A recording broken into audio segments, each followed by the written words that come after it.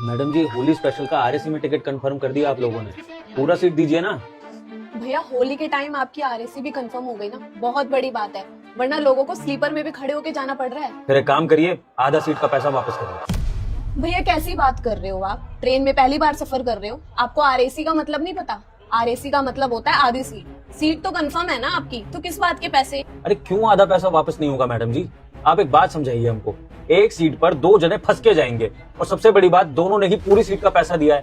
अब ये तो आप रेलवे वालों की गलती है ना कि आपने एक सीट पर दो जने बिठा दिए। और चलो अगर आपने बिठा भी दिए तो फिर आप दोनों से आधा आधा पैसा लो, जो सीट का पैसा बनता है वो लो। आप तो डबल पैसा ले रहे हो, रेलवे का खजाना भर रहा है इससे तो, और हमारी जेब खाली हो रही है।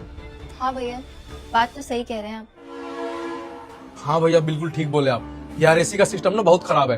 अरे कुछ महीनों पहले मेरी बूढ़ी माँ को आरएसी के चक्कर में घंटों सफर करना पड़ा था। बहुत तकलीफ हुई थी उसको। भैया अब इसमें मेरी क्या गलती है?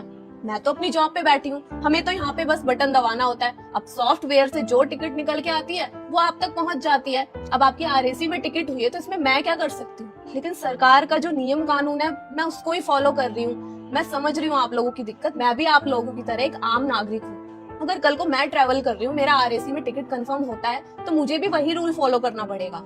अगर आपको इतनी ही दिक्कत है ना तो आप डीआरएम में जाकर बात कीजिए।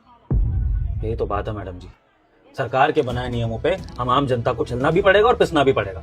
और ये सारे नियम हम आम जनता का खून चूसने के लिए ही बनाए जाते हैं। चाहे वो टैक्स सिस्टम हो, चाहे फिर वो लाइनों में खड़ा होना हो, सब कुछ आम आदमी को सहना है।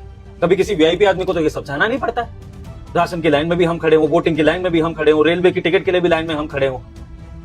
अरे मैडम जी, अगर गलती से हम लोग ट्रेन में चढ़ जाए ना बिना टिकट के, तो फाइन इतना मोटा होता है ना कि अगर ना भर पाए तो जेल भी हो जाती है। तो इस नियम को भी कौन देखेगा बताइए? अब यहाँ पर हम पैसा देकर भी ट्रेन में चढ़ना चाहते हैं तो उसमें भी सरकार पैसा ज्यादा ले रही है और सीट कम दे रही है। हम धक्के खाते हुए जाएं। सरकार कभी भी जनता की सहूलियत के बारे में सोचेगी कि नहीं, या बस पैसा लूटने के तरीके बनाती रहेगी? नियम कानून होते हैं जनता की रखवाली के लिए, उनकी सुरक्षा के लिए, ना कि जनता को लूटने के लिए।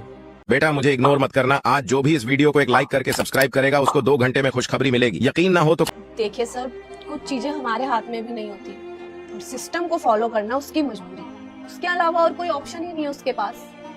ठीक है मैडम जी, सही बोला है आपने। आम आदमी तो सहता ही आया हमेशा, आगे भी सहता ही रहेगा। जाएंगे धक्के खाते हुए आरएसी में, ज्यादा पैसा देकर, ज्यादा तकलीफों के साथ, क्योंकि यही हमारी किस्मत है।